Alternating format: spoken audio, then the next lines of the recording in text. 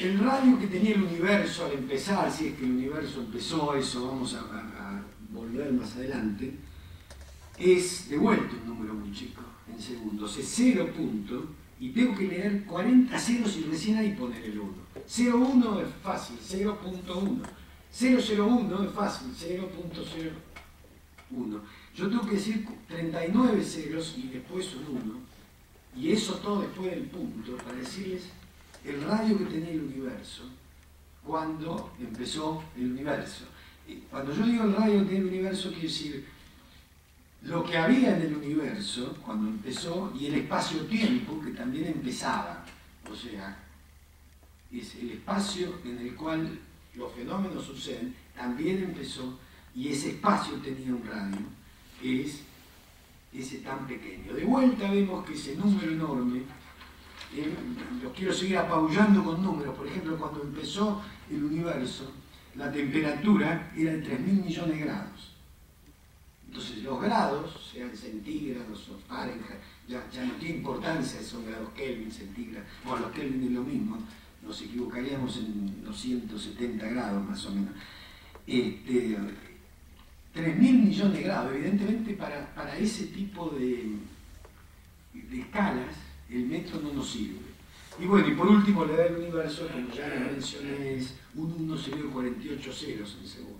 Todo eso lo sabemos, y lo sabemos no como los astrólogos, lo sabemos con un modelo que tenemos, del que luego voy a volver a hablar, que se llama el Big Bang, y que es un modelo que tiene ecuaciones precisas, predicciones precisas, y no hay predicción alguna que haya hecho groseramente, vamos a decir, que hay todavía agujeros, por suerte, porque entonces tenemos en qué trabajar. Predicciones que todavía no ha hecho, pero las que ha hecho están todas bien.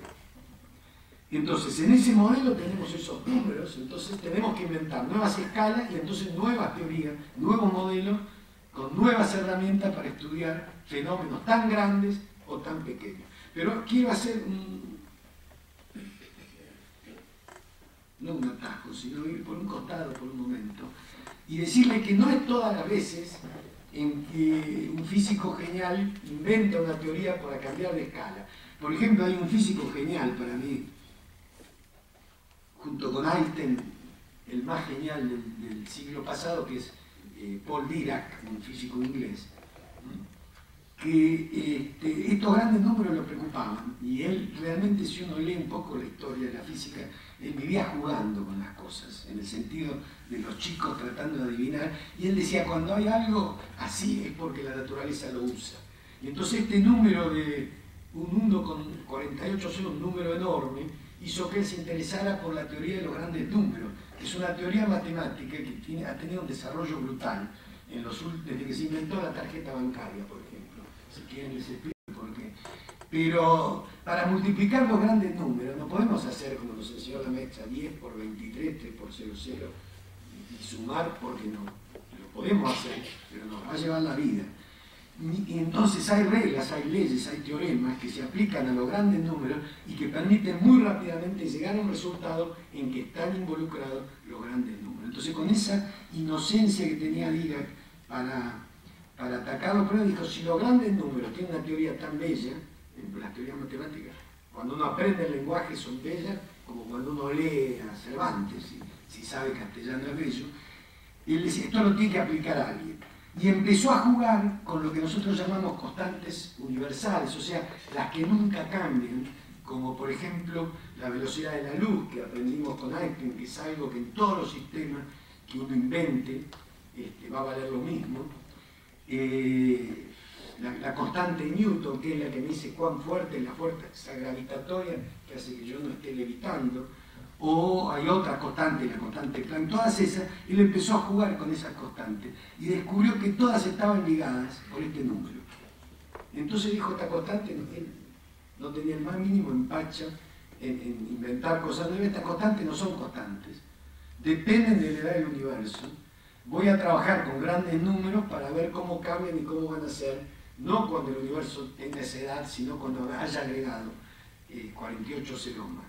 Esa teoría yo la escuché a él personalmente en Italia una vez que le festejáramos los 80 años de una de sus invenciones, que es el monopolo magnético, y le preguntó a alguien, recuerdo un estudiante japonés, le preguntó qué pasaba con la teoría de grandes números, y si la abandoné porque no logré seguir, pero no es que esté mal, yo no logré seguir. Y ninguno de los físicos hemos logrado seguir con esa teoría, y quizá no haya que seguirla, porque tampoco es un dogma lo que diga. Pero quiero decirle que muchas veces en vez de cambiar de escala uno se pregunta por qué es tan grande. Lo que pasa es que Dirac se dio cuenta que eso no dependía de las unidades, ese número. No tiene sentido decir si el litro cambia con el tiempo. El litro es una unidad de medida y va a ser siempre un litro. Lo que nos preguntamos es si cuando medimos una cosa de manera de independizarnos del litro, una cantidad de agua, va a cambiar o no con el tiempo. ¿Sí? ¿Se entiende? El número de galones que entra en un litro no cambia con el tiempo. Pero si yo digo medio litro, digo no sé cuántos galones, eso sí puede cambiar con el tiempo. Si yo hago el cociente, no. Bueno, pero me voy por ciertos caminos. Bueno, entonces, de esas revoluciones hay una que fue la que yo creo que en el resumen que le di a Norma mencionaba, que es de lo que les estuviera hablando si estuviéramos en 1910 y no en 2010. Si estuviéramos en 1910 yo les estaría hablando de dos cosas que no se estaban empezando a entender y en las que estaban trabajando todos los físicos. Una era la mecánica cuántica, de la que no les voy a hablar porque pasaron 100 años, entonces prefiero contarles lo que estamos trabajando ahora, pero la mecánica cuántica lo que trató de hacer era poner que anduviera al mismo tiempo la mecánica que describe el movimiento, vamos a decir, de los cuerpos, y la radiación, por ejemplo, la radiación luminosa. Bueno, había contradicciones entre la mecánica que había hecho Newton y la teoría de la radiación que estaba escondida en lo que se llama electromagnetismo de Maxwell, de fin del siglo XIX, y entonces para congeniar eso se produjo una revolución. O sea, y la revolución consistió en decir, la mecánica de Newton no la uso más. ¿Dónde? Allí donde estaba la contradicción, que era en lo que llamamos física atómica, en esas distancias tan pequeñitas.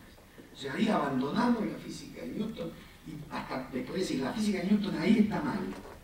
Pero para los autos, para los radares que miden el exceso de velocidad, para el movimiento de los planetas, inclusive en escalas muy grandes, la física de Newton está bien. Es una revolución, pero es una revolución que no tiró abajo la física de Newton de allí donde se para aplicarla en otra escala. Y la otra contradicción, y lo otro de lo que estaría hablando, es lo que había hecho el joven Einstein en 1910. Estaba la teoría de la relatividad restringida, que él había publicado 5 años antes, para entender también contradicciones entre la mecánica clásica y la radiación. Y bueno, esas dos son de las que yo les estaría hablando hace 100 años. Hoy les voy a hablar de otra cosa, y que es el equivalente que enfrentamos de problema los físicos en 2010.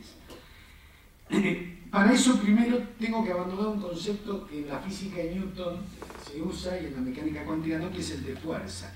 Tampoco es abandonarlo mucho, pero bueno, es abandonarlo un poco.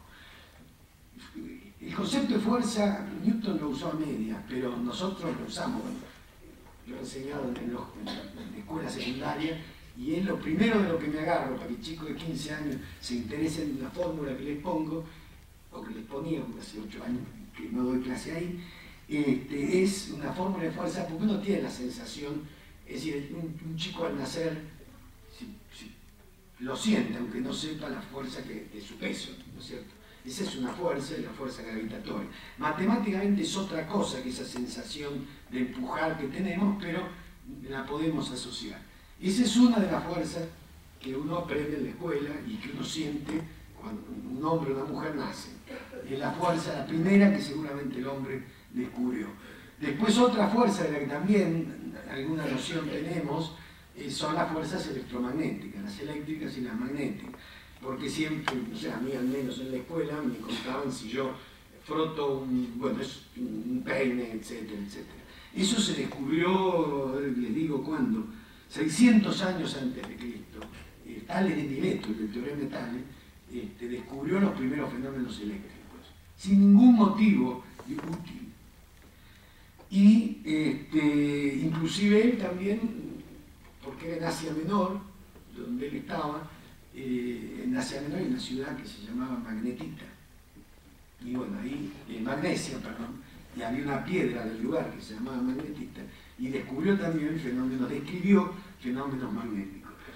3 siglos antes de Cristo hay discusión, pero los iraníes dicen que lo que encontraron en Irán es una pila como las baterías que ponemos en los aparatitos, en el teléfono, hecha con un jugo que tenía limón y unos electrodos, y que se supone, dicen los iraníes, porque están tratando de demostrar que ahí se sabía hacer la pila antes de que Volta lo hubiera propuesto. Ahí, si ustedes ponen en internet, van a ver fotos de lo que encontraban. No es claro, y ahí parece que sí tenía una utilidad, que era para hacer plateado y dorado de objetos, de joyas. Pero digo, esas fuerzas eran conocidas en esa época, pero no como nosotros queremos conocerlas, con ecuación, con fórmula. De hecho, la fuerza magnética y la fuerza eléctrica no tienen casi nada que ver para esa gente. Y para nosotros, cuando somos chicos o cuando lo estudiamos, el imán con el que yo me acuerdo que mi mamá agarraba alfileres es una cosa, y esa fuerza de atraer papelitos al frotar un peine es otra. Bueno, hoy sabemos que eso está unificado, y de eso vamos a hablar después. Pero bueno, esas son, entonces ya nombré, vamos a decir, 2 fuerzas: la fuerza gravitatoria y la fuerza electromagnética. Hay otra fuerza que diría que se descubrió entre fin del siglo XIX, por 1898, Becquerel, y después Marie Curie a principios del siglo llegó más lejos, que es una fuerza que está ligada a por ejemplo, algo que a ustedes les va a sonar, la desintegración radioactiva, la desintegración de los átomos o de los núcleos, están ligadas a fenómenos en los que interviene una fuerza que no es ni la gravitatoria ni la electromagnética, que nosotros la llamamos débil, porque es mucho más débil, bueno, no que la gravitatoria, pero que las otras. Y hay una cuarta fuerza que podemos situar su descubrimiento por 1930-40, que es una fuerza que llamamos fuerte, y que es la que hace que eso que nos enseñaron en la escuela nos enseñan que protones y neutrones forman el núcleo. Ahora, si ustedes saben que los protones tienen carga positiva, ¿se acuerdan eso? Y están ahí en un lugar tan chiquito, el núcleo será 1000 veces más grande que el electrón, núcleo pequeño. ¿Por qué si se repelen? Porque si se repelen y no hay otra fuerza que les impide irse, los protones se irían, no habría núcleo, no habría átomos, no habría moléculas, no estaríamos aquí, no habría